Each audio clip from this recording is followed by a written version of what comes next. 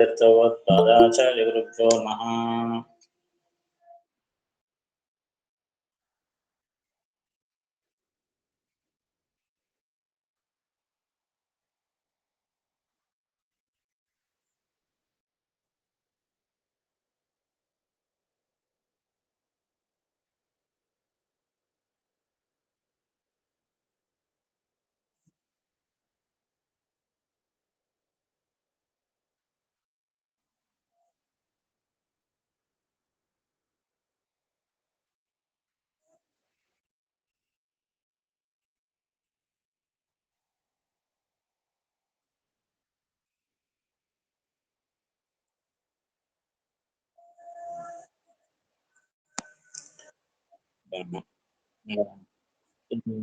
ದೈತ್ಯರ ಲಕ್ಷಣಗಳನ್ನು ತಿಳಿಸ್ತಾ ಇದ್ದಾರೆ. ಹಿಂದೆ ಕೆಲವು ಲಕ್ಷಣಗಳನ್ನು ಹೇಳಿದರು. ಭಗವಂತನಿಗೆ ಸಮಾನ ಅಂತ ಹೇಳೋದು, ಗುಣಗಳಿಗೆ ಭೇದ ಹೇಳೋದು, ಭಗವದ್ಭಕ್ತರಲ್ಲಿ ಮಾತ್ಸರ್ಯವನ್ನು ತೋರೋದು, ಶಂಖಚಕ್ರಾದಿಗಳನ್ನು ಧಾರಣ ಮಾಡಿದವರಲ್ಲಿ ದ್ವೇಷ ಮಾಡೋದು, ಭಗವಂತನ ಚರಿತ್ರೆ ಬಿಟ್ಟು ಬೇರೆ ಹರಟಿಗಳನ್ನೇ ಹೊಡಿತಾ ಇರೋದು, ಇವೆಲ್ಲ ದೈತ್ಯರ ಲಕ್ಷಣಗಳು ಅಂತ ಹೇಳಿದರು. ಕೇವಲ ಭಗವಂತನ ಸೇವೆ ಬಿಟ್ಟು ನೀಚರ ಸೇವೆಯಲ್ಲೇ ಜೀವನವೆಲ್ಲ ಕಳೆಯೋರು, ಇದೆಲ್ಲ ಹೇಳಿದರು. ಹಾಗೆ ಆ ತಾಮಸರ ಇನ್ನೂ ಕೆಲವು ಲಕ್ಷಣಗಳನ್ನು ಹೇಳುತ್ತಾರೆ. ಯಾರು ತಮೋಯೋಗ್ಯರು ಎನ್ನುವುದನ್ನು ಇಲ್ಲಿ ಮುಂದಿನ 17ನೇ ಶ್ಲೋಕದಲ್ಲಿ ಹೇಳುತ್ತಾ ಇದ್ದಾರೆ. ಕಾಮಲೋಭ ಕ್ರೋಧ ಮದ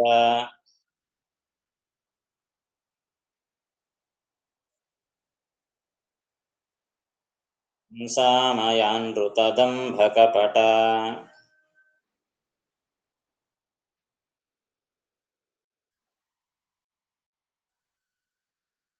ತ್ರಿಧಾಮನವತಾರಗಳ ಭೇದ ಅಪೂರ್ಣ ಸುಖಬದ್ಧ.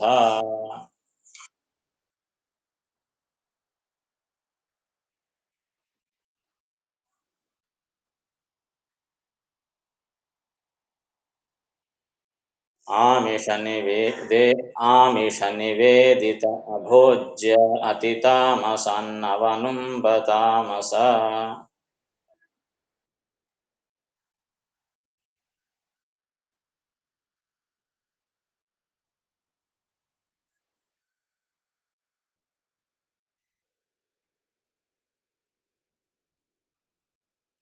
ಶ್ರೀಮದಾಂಧರ ಸಂಗದಲ್ಲಿ ತಮವೆ ವರ್ಧಿಪುದು.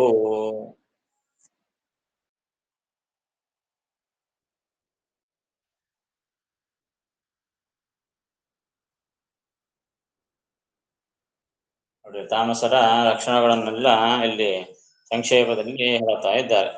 ಎಂಥ ಲಕ್ಷಣ ಇರ್ತವೆ ಅವರಿಗೆ ಅಂದರೆ ಕಾಮ, ಲೋಭ, ಕ್ರೋಧ, ಮದ ಇವುಗಳನ್ನ ಅರಿಷಡ್ವರ್ಗ ಅಂತ ಕರೀತಾರೆ. ನಮಗೆ ಅರಿ ಅಂದ್ರೆ ಶತ್ರುಗಳು. ಅರಿಷಟ್ ವರ್ಗ 6 ಗುಂಪು, 6 ಜನರ ಗುಂಪು. 6 ಜನ ಪ್ರಮುಖವಾಗಿ ನಮಗೆ ಶತ್ರುಗಳು ಅಂತ. ಬೇರೆ ಯಾರೋ ಶತ್ರುಗಳಲ್ಲ. ಹೊರಗಿನ ಶತ್ರುಗಳನ್ನು ಹೇಗಾದರೂ ನೀವು ಜಯಿಸಬಹುದು, ಆದರೆ ಒಳಗಿನ ಶತ್ರುಗಳನ್ನು ಗೆಲ್ಲೋದೇ ಬಹಳ ಕಷ್ಟ. ಒಳಗೆ ಇರ್ತಾರೆ, ಅದಕ್ಕಾಗಿ ಅವ್ರ ಸಂಗತಿ ಹೆಂಗ ಗೆಲ್ಲಬೇಕೋ ಅರ್ಥ ಆಗೋದಿಲ್ಲ. ನಾವು ಅವರ ವಶದಲ್ಲಿ ಇದ್ದು ಬಿಡ್ತೀವಿ, ಹೀಗಾಗಿ ಅವ್ರನ್ನ ಗೆಲ್ಲಿಯೋದು ಬಹಳ ಕಷ್ಟ. ಅದಕ್ಕೆ ವಶರಾಗಿ ಅದೇ ಪ್ರಧಾನವಾಗಿ ಇಟ್ಟುಕೊಂಡವರು ತಾಮಸರು. ಅದು ಕಾಮ. ಕಾಮ ಅಂದ್ರೆ ಆಸೆ. ಆಸೆ ಅಂದ್ರೆ ಎಲ್ಲ ಆಸೆ ಅಂತಲೇ ಕೆಟ್ಟ ಆಸೆ ಅಂತ ಅರ್ಥ.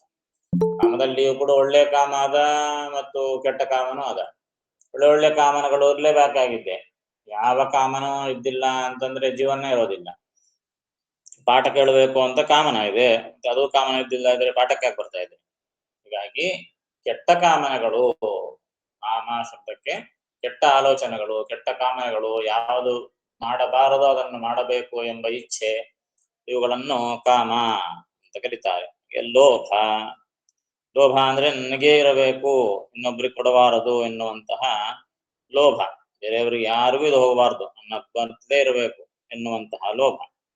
ಕ್ರೋಧ, ಸಿಟ್ಟು, ವಿಪರೀತವಾಗಿರತಕ್ಕಂತಹ ಸಿಟ್ಟು. ದೊಡ್ಡವರಿಲ್ಲ ಸಣ್ಣವರಿಲ್ಲ ಆ ರೀತಿಯಾದಂತಹ ಸಿಟ್ಟನ್ನು ಮಾಡಿಕೊಳ್ಳೋದು.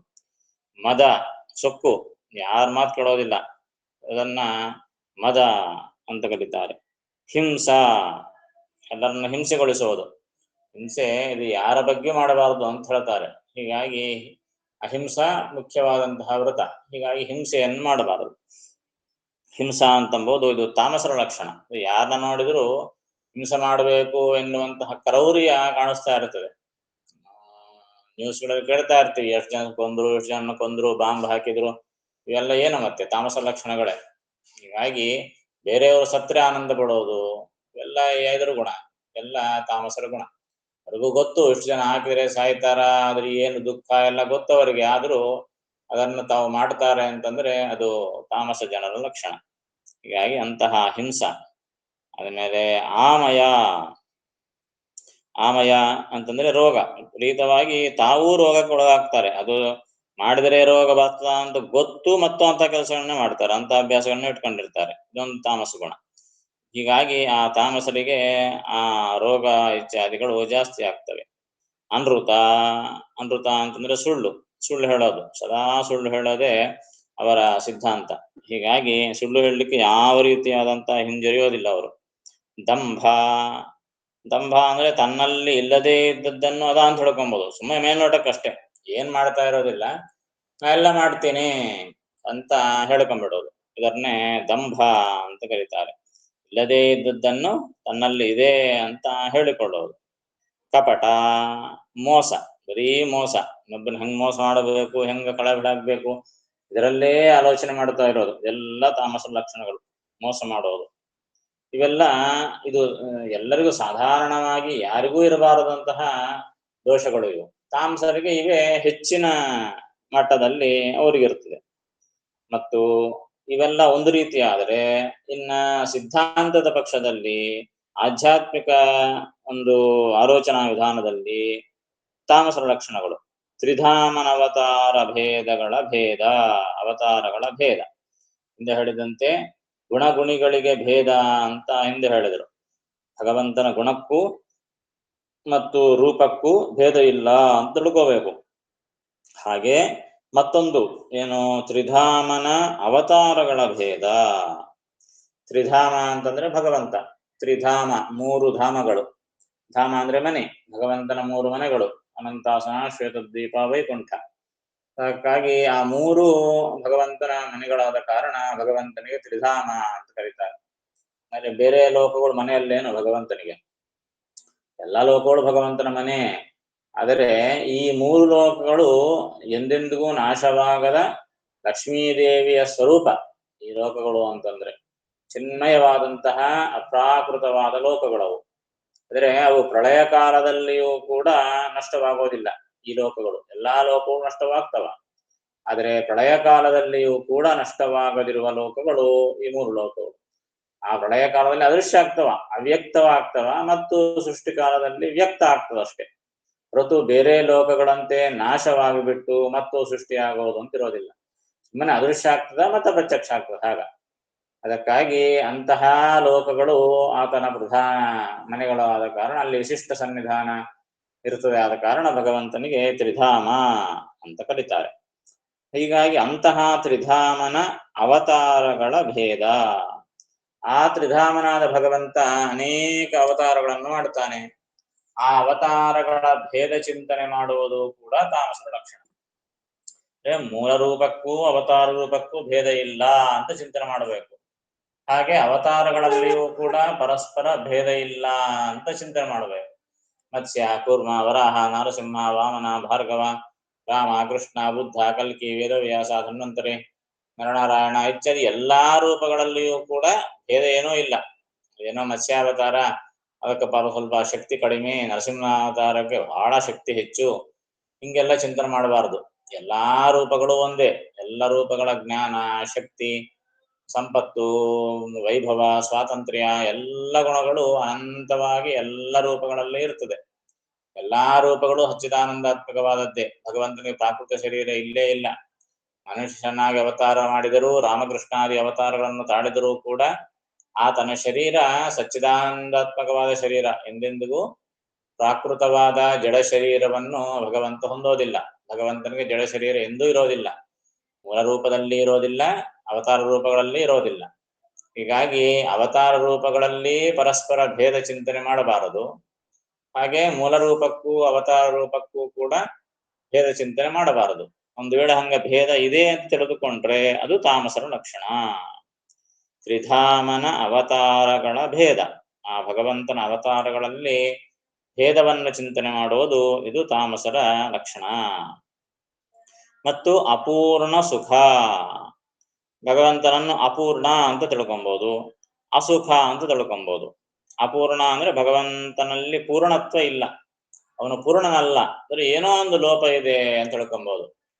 ಅದನ್ನ ಹೇಳ್ತಿರ್ತಾರ, ರಾಮನಿಗೆ ಇದೊಂದು ಲೋಪ ಇದೆ, ಪಾಪ ಹೆಂಡತಿ ಸಲ ಕಳೆದುಕೊಂಡ, ಬಹಳ ಅತ್ತ ದುಃಖಪಟ್ಟ, ವನವಾಸದಲ್ಲಿ ಬಹಳ ದುಃಖ ಅನುಭವಿಸಿದ, ಹೀಗೆ ತಿಳ್ಕೊಂಡ್ಬಿಟ್ರೆ, ನಿಜವಾಗಿ ದುಃಖಪಟ್ಟ ಅಂತ ತಿಳ್ಕೊಂಡ್ಬಿಟ್ರೆ ಮೇಲೆ ತೋರಿಸಿದಂತೆ ತೋರಿಸಿದ, ನಿಜವಾಗಿ ಹೇಳ್ತಾನೆ ಕಳ್ಕೊಂಡೇನು ಭಗವಂತ? ನಿತ್ಯಾವಿಯೋಗಿನ ಲಕ್ಷ್ಮೀದೇವಿ, ನಿತ್ಯಾವಿಯೋಗಿನಿಯಾದ ಲಕ್ಷ್ಮೀದೇವಿಗೆ ಭಗವಂತನಿಗೆ ಒಂದು ಅಗಲಿಕೆ ಚಿಂತನೆ ಮಾಡಿದ್ರೇನೆ ನರಕ ಆಗ್ತದೆ ನಮಗ. ಹೀಗಾಗಿ ಭಗವಂತ ಹೆಂಡತಿ ಕಳ್ಕೊಂಡ ಅಂತಂಬೋದು, ದುಃಖಪಟ್ಟ ಅಂತಂಬೋದು, ಲೋಕದ ಜನರಂತೆ ದುಃಖಪಟ್ಟಂತೆ ತೋರಿಸಿದಾನೆ ಹೊರತು ಅವನಿಗೆ ಯಾವ ದುಃಖವೂ ಇಲ್ಲ. ಹೀಗಾಗಿ ಭಗವಂತನ ಬಗ್ಗೆ ಏನಾದರೂ ಲೋಪ ಚಿಂತನೆ ಮಾಡಿದರೆ, ಅವನು ಪೂರ್ಣನಲ್ಲ ಅಂತ ಚಿಂತನೆ ಮಾಡಿದರೆ, ಇವೆಲ್ಲ ತಾಮಸರ ಲಕ್ಷಣ. ಹಾಗೆ ಅಸುಖ, ಅಪೂರ್ಣ ಅಸುಖ. ಅಸುಖ, ಅವನು ದುಃಖ ಬಿಡ್ತಾನೆ, ಸುಖ ಅವನಲ್ಲಿಲ್ಲ, ಅವನು ಕೂಡ ಬಹಳ ಕಷ್ಟ ಬಿದ್ದ ಅಂತ ಹಿಂಗೆಲ್ಲ ಚಿಂತನೆ ಮಾಡಿದರೆ ಇವೆಲ್ಲ ತಾಮಸರ ಲಕ್ಷಣಗಳು. ಬದ್ಧ, ಅವನಿಗೂ ಕೂಡ ಬಂಧನವಿದೆ. ಬದ್ಧ ಅಂದ್ರೆ ಬಂಧನಕ್ಕೆ ಒಳಗಾದವನು ಅಂತ ಅರ್ಥ. ಹೇಗೆ ಜೀವರು ನಾವೆಲ್ಲ ಆ ಪ್ರಕೃತಿಯ ಬಂಧನಕ್ಕೆ ಒಳಗಾಗಿವಿ, ಸಂಸಾರ ಬಂಧನಕ್ಕೆ ಒಳಗಾಗಿವಿ, ಹಾಗೆ ಭಗವಂತನು ಕೂಡ ಬದ್ಧ ಅಂತ ಚಿಂತನೆ ಮಾಡಿದರೆ, ಇದೇ ಶರೀರದಲ್ಲಿ ಜೀವನೂ ಇದ್ದಾನೆ, ಪರಮಾತ್ಮನೂ ಇದ್ದಾನೆ, ಮತ್ತೆ ಜೀವ ಬದ್ಧನಾದಾಗ ಭಗವಂತನು ಕೂಡ ಬದ್ಧನೇ ಅಂತ ಹೇಳಿಬಿಟ್ರೆ ಎಷ್ಟು ಮಹಾಪಾಪ ಬರ್ತದೆ. ಅದಕ್ಕಾಗಿ ಆ ಭಗವಂತನು ಎಂದೆಂದಿಗೂ ಕೂಡ ಪ್ರಕೃತಿಯ ಬಂಧನಕ್ಕೆ ಒಳಗಾಗುವುದಿಲ್ಲ. ಆ ಪ್ರಕೃತಿಯೇ ಭಗವಂತನ ಅಧೀನದಲ್ಲಿದೆ. ಹಾಗಿರುವಾಗ ತನ್ನ ಅಧೀನದಲ್ಲಿರುವ ಪ್ರಕೃತಿಗೆ ಆತ ಹೇಗೆ ಬದ್ಧನಾಗ್ತಾನೆ? ಬದ್ಧ ಅಂತ ಚಿಂತನೆ ಮಾಡಿದ್ರೆ ಅದು ತಾಮಸರ ಲಕ್ಷಣ. ಹಾಗೆ ಇವೆಲ್ಲ ಆಧ್ಯಾತ್ಮಿಕ ವಿಷಯದಲ್ಲಿ ಇರುವಂತಹ ಚಿಂತನೆಗಳು ನೋಡ್ರಿ. ಅಂದ್ರೆ ಒಂದೊಂದು ವಿಷಯದಲ್ಲಿ ಹೇಗೆ ತಾಮಸರ ಲಕ್ಷಣಗಳನ್ನು ಹೇಳ್ತಾ ಇದ್ದಾರೆ.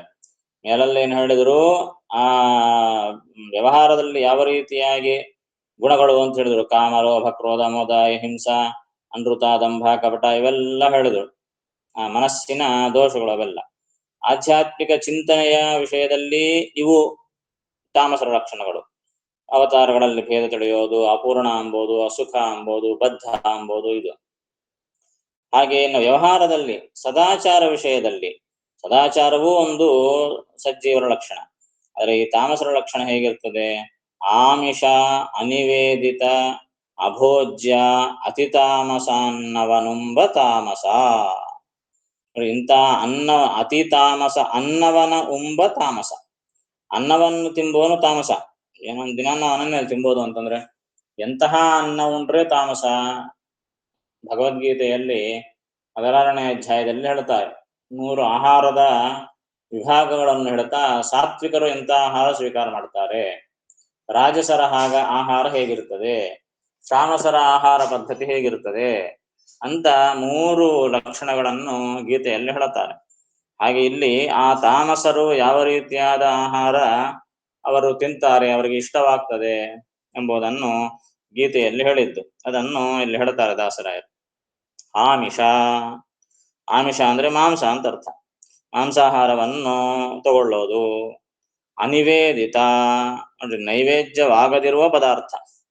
ನೋಡ್ರಿ ಎಂಥ ಮಾತು ಹೇಳ್ತಾರೆ, ಮನೆಯಲ್ಲಿ ನೈವೇದ್ಯ ಆಗಿಲ್ಲ ಅಂದ್ರೆ ತಾಮಸ ಅನ್ನ ಅಂತಾನೆ ಅರ್ಥ. ಹೀಗಾಗಿ ನೈವೇದ್ಯ ಮಾಡದೆ ಏನೋ ಒಂದು ಅಗಳನ್ನು ನಾವು ಸ್ವೀಕಾರ ಮಾಡ್ಲಿಕ್ಕಿಲ್ಲ, ಒಂದು ಉದಕ ಬಿಂದು ನೀರನ್ನು ನಾವು ಸ್ವೀಕಾರ ಮಾಡ್ಲಿಕ್ಕಿಲ್ಲ, ಯಾವ ಪದಾರ್ಥವನ್ನು ಬಾಯಲ್ಲಿ ಹಾಕೊಳ್ಳಿಕ್ಕಿಲ್ಲ. ಭಗವಂತನಿಗೆ ನೈವೇದ್ಯ ಮಾಡದೆ ಒಂದು ಪದಾರ್ಥನೂ ಬಾಯಲ್ಲಿ ಹೋಗಬಾರದು. ಕೇವಲ ಏನೋ ಮಾಡಿದ ಅಡಿಗೆ ಮಾತ್ರ ನೈವೇದ್ಯ, ಮಿಗತಾದೆಲ್ಲ ಹಂಗೆ ತಿನ್ನೋದು ಅಂತಲ್ಲ. ಪ್ರತಿಯೊಂದು ಪದಾರ್ಥ ಏನೇನ್ ತಿಂತೀವೋ ಅವೆಲ್ಲವೂ ಕೂಡ ಭಗವನ್ ನಿವೇದಿತವಾದದ್ದನ್ನೇ ಸ್ವೀಕಾರ ಮಾಡಬೇಕು. ಇಲ್ಲ ಅಂದ್ರೆ ನಮಗೆ ತಿನ್ಲಿಕ್ಕೆ ಅಧಿಕಾರವಿಲ್ಲ. ಅದನ್ನೇ ಕಳತನ ಅಂತ ಭಗವದ್ಗೀತೆ ಹೇಳುತ್ತದೆ. ಯಾವುದು ಭಗವಂತನಿಗೆ ನೈವೇದ್ಯ ಮಾಡದೆ ಸ್ವೀಕಾರ ಮಾಡ್ತೀವಿ ಅದು ಕಳ್ಳತನ ಅಂತ ಹೇಳುತ್ತದೆ ಭಗವದ್ಗೀತೆ. ಯಾಕೆ? ಕಳ್ಳತನ ಅಂದ್ರೆ ಏನಂತ ಅರ್ಥ? ತಮ್ಮದಲ್ಲದ ವಸ್ತುವನ್ನು, ಬೇರೆಯವರ ವಸ್ತುವನ್ನು ಅವರ ಅನುಮತಿ ಇಲ್ಲದೆ ತಗೊಂಡ್ರೆ ಅದೇ ಕಳ್ಳತನ. ಮತ್ತೆ ಈ ಪದಾರ್ಥಗಳು ಇವೆಲ್ಲ ಯಾರದು? ಎಲ್ಲ ಭಗವಂತನದ್ದೇ.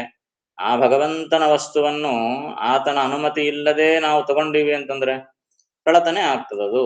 ಹೀಗಾಗಿ ಆ ನೈವೇದ್ಯ ಅಂದ್ರೆ ಅದೇ ಅರ್ಥ ಅಲ್ಲ. ಭಗವಂತನ ಮುಂದಿಟ್ಟು ಅಪ್ಪ ಇದು ನಿಂದು, ನಿನ್ನ ಅನುಮತಿಯಿಂದ ತಗೊಳ್ತಾ ಇದ್ದೇನೆ ಅಂತ ತಗೊಂಬೋದೇ ನೈವೇದ್ಯ. ಹೀಗಾಗಿ ಅಂತಹ ನೈವೇದ್ಯ ಮಾಡಿಲ್ಲ ಅಂದ್ರೆ ಏನಂತ ಅರ್ಥ? ಭಗವಂತನಿಗೆ ಸಮರ್ಪಣೆ ಮಾಡದೆ ಅವನ ಅನುಮತಿ ಇಲ್ಲದೆ ತಗೊಳ್ತಾ ಇದ್ದೀವಿ ಅಂತ ಅರ್ಥ. ಮತ್ತೆ ಅದು ಕಳತನೆ ಅಲ್ಲ, ಇನ್ನೇನಾಗ್ತದೆ?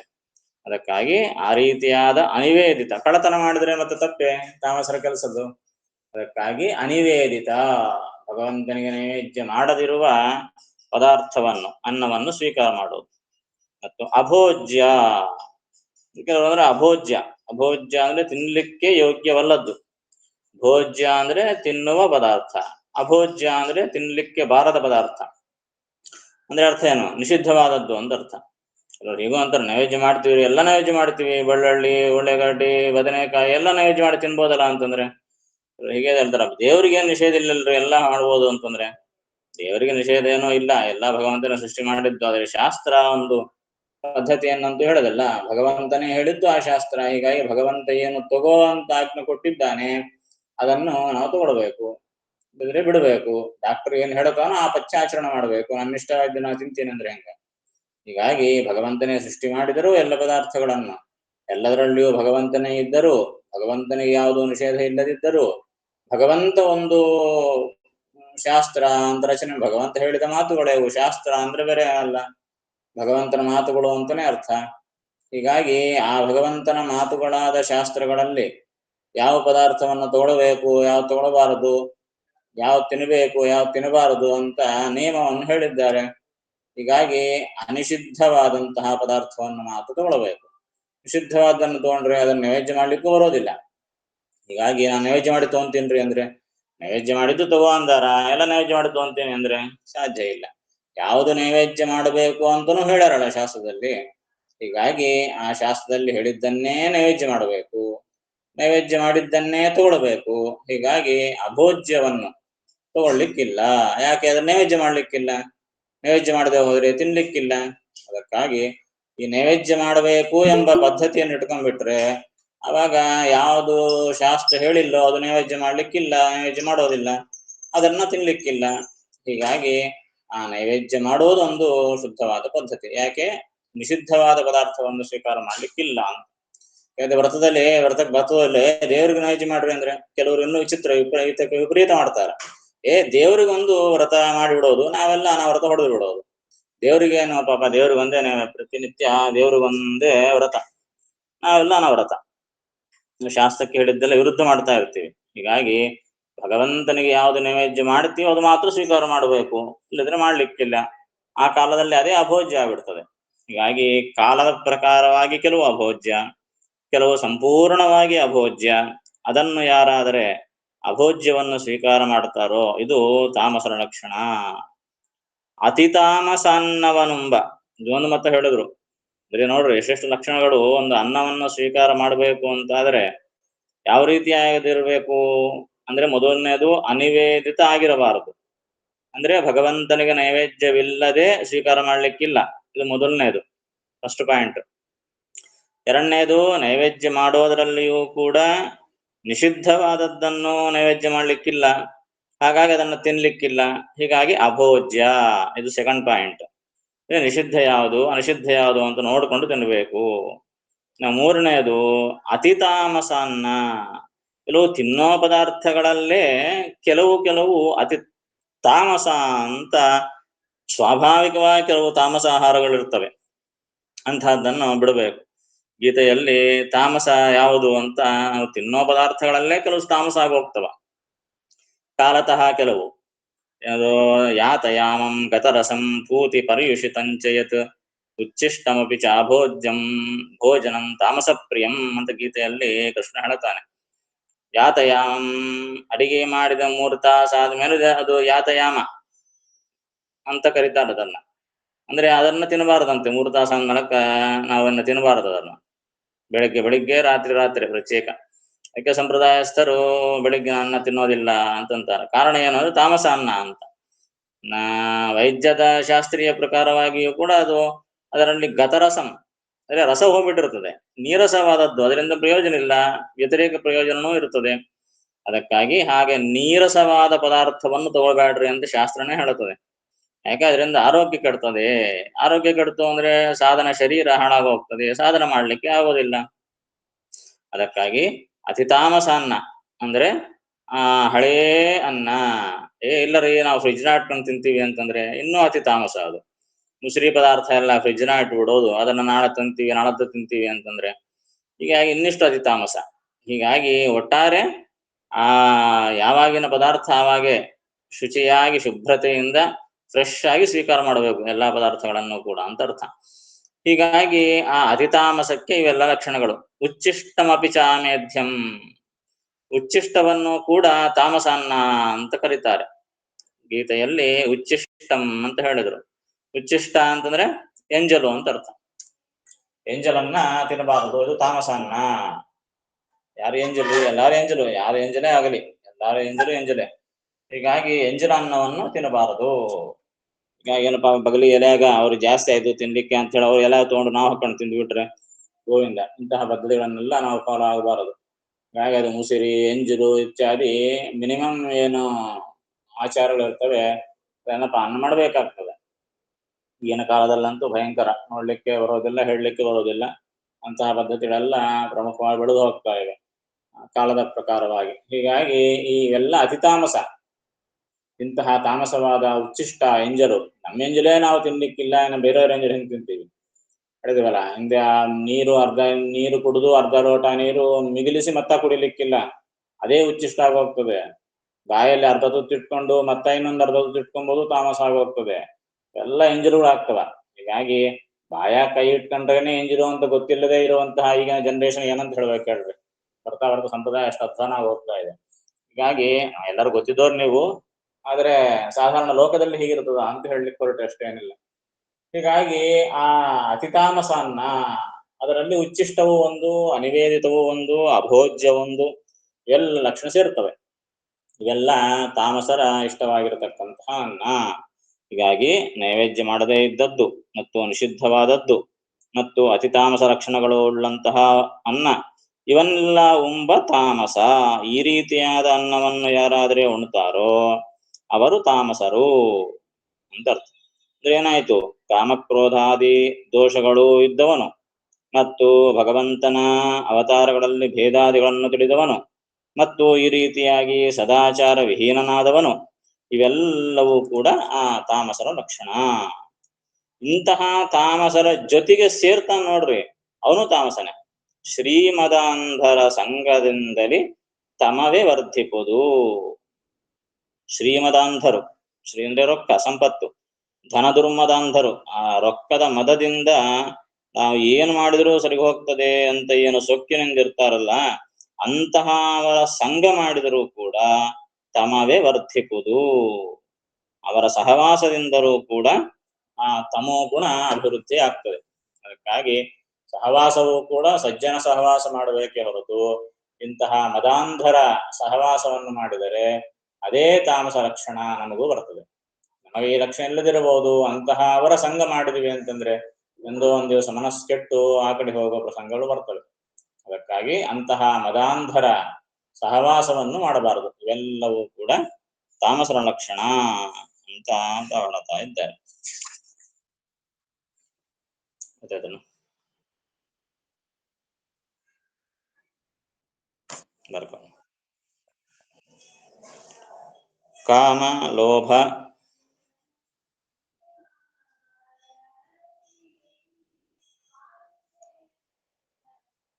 ಕ್ರೋಧ, ಮದ,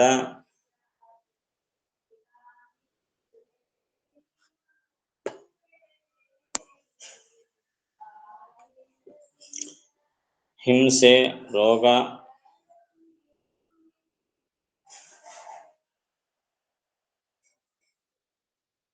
ಸುಳ್ಳು, ದಂಭ,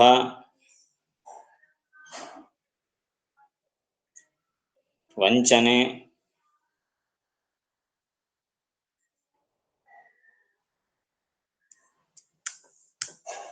ತ್ರಿಧಾಮನಾದ ಶ್ರೀಹರಿಯ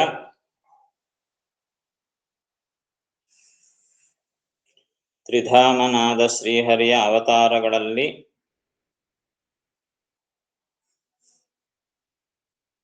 ಭೇದ ಚಿಂತನೆ,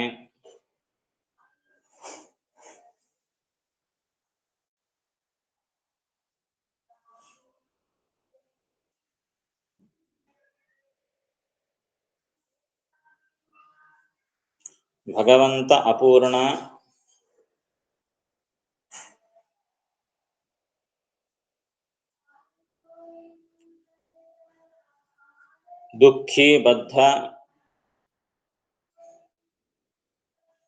ದುಃಖಿ ಬದ್ಧ ಎಂದು ತಿಳಿಯುವುದು,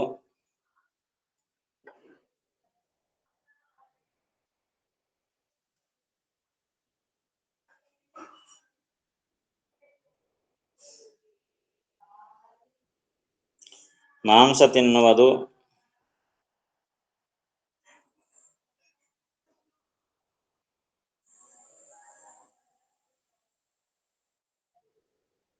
ದೇವರಿಗೆ ನೈವೇದ್ಯವಾಗದ ಪದಾರ್ಥ,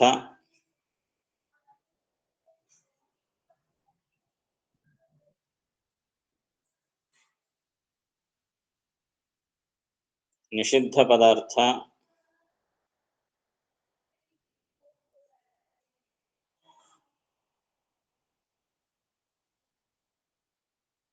ಅತಿ ತಾಮಸ ಪದಾರ್ಥ,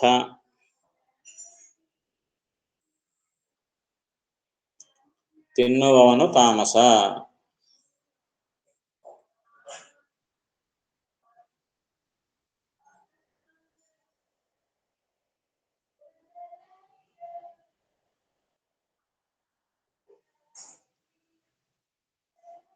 ಅಂತಹ ಧನ ದುರ್ಮದಾಂಧರ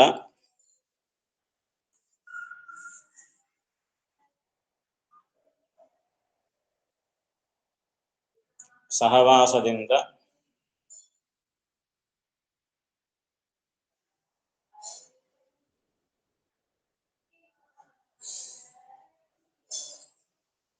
ತಮೋಗುಣವೇ ವೃದ್ಧಿಯಾಗುತ್ತದೆ.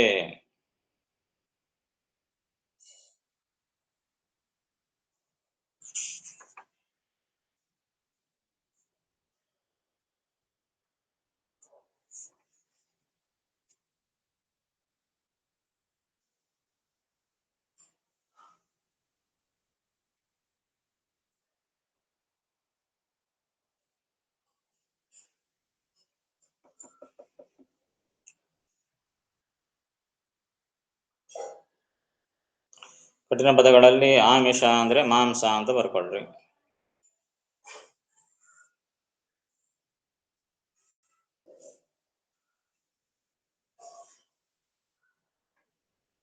ಆಮಯ ಅಂದ್ರೆ ರೋಗ.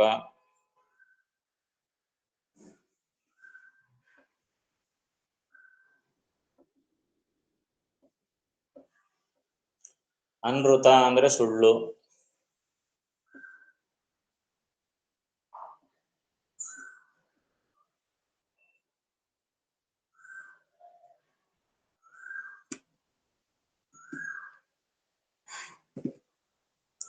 ಕಾಮಲೋಭ ಕ್ರೋಧ ಮದ ಹಿಂಸಾಮಯಾನೃತ ದಂಭ ಕಪಟ.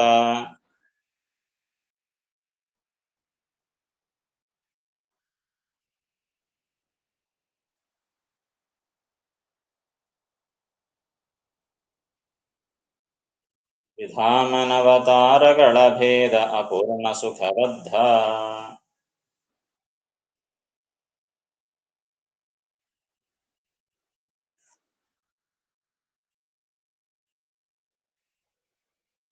ಆಮಿಷ ನಿವೇದಿತ ಅಭೋಜ್ಯತಿ ತಾಮಸನ್ನವನುಂಬ ತಾಮಸ.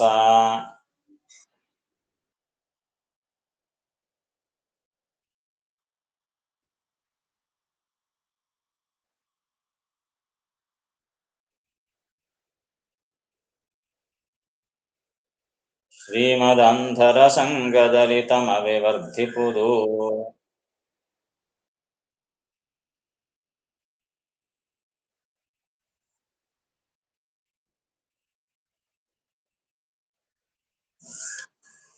ಹಿಂದಿನ ಪದ್ಯದಲ್ಲಿ ಸರಿ, ಹಿಂದೆ ತಾಮಸರ ಲಕ್ಷಣ ಹೇಳಿದರು.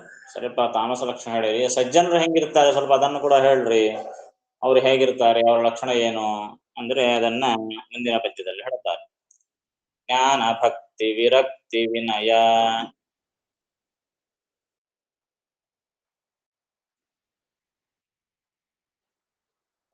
ಶಾಸ್ತ್ರ ಶ್ರವಣ ಚಿಂತನ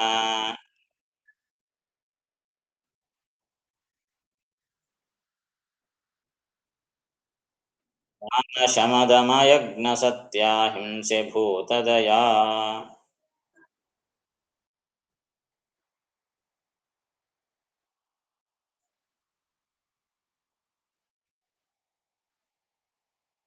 ಧ್ಯಾನ ಭಗವನ್ನಾಮ ಕೀರ್ತನ ಮೌನ ಜಪ ತಪ ವ್ರತ ಸುತೀರ್ಥ.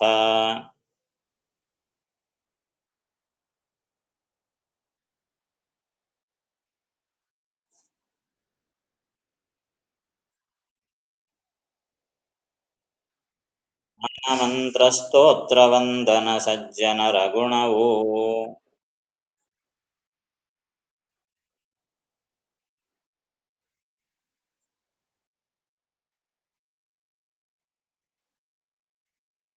ಸುಂದರವಾಗಿ ದಾಸರಾಯರು ಆ ಸಜ್ಜನ ಲಕ್ಷಣವನ್ನೆಲ್ಲ ಒಂದು ಕಡೆಗೆ ನಮಗೆ ತೋರಿಸ್ತಾ ಇದ್ದಾರೆ. ಶಾಸ್ತ್ರಗಳಲ್ಲಿ ಅಲ್ಲೆಲ್ಲೇ ಬಂದಿರುವಂತಹ ಎಲ್ಲ ವಿಚಾರಗಳನ್ನು, ಆ ನಿಯಮಗಳನ್ನು, ಆ ಸಜ್ಜನ ಲಕ್ಷಣಗಳನ್ನು ಒಂದು ಕಡೆಗೆ ನಮಗೆ ತೋರಿಸಿ ಪರಮೋಪಕಾರವನ್ನು ಮಾಡ್ತಾ ಇದ್ದಾರೆ ದಾಸರು.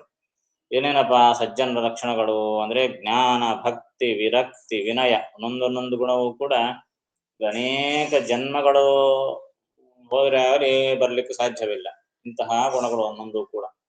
ಜ್ಞಾನ ಮೊದಲನೇದೇ ಜ್ಞಾನ. ಜ್ಞಾನವನ್ನು ಪಡೆದುಕೊಳ್ಳಬೇಕು, ಯಾಕಂದ್ರೆ ಜ್ಞಾನದಿಂದೇ ಮೋಕ್ಷ. ಹೀಗಾಗಿ ಸಜ್ಜನರು ಎಂದಿಗೂ ಕೂಡ ಜ್ಞಾನವನ್ನು ಪಡೆಯಲಿಕ್ಕೆ ತಾವು ಇಷ್ಟಪಡ್ತಾರೆ. ಜ್ಞಾನ ಅಂತಂಬೋದು ಇದು ಸಜ್ಜನರ ಲಕ್ಷಣ. ಜ್ಞಾನ ಹೊಂದಿದ್ರೆ ಸಾಕಾದೇನೋ, ಬರೀ ಇನ್ಫಾರ್ಮೇಶನ್ ಆಯ್ತು, ಆದ್ರೆ ಅದು ಭಕ್ತಿಯಲ್ಲಿ ಪರಿಣಾಮ ಹೊಂದಬೇಕು. ಅದಕ್ಕಾಗಿ ಎರಡನೇ ಅರ್ಥ ಭಕ್ತಿ.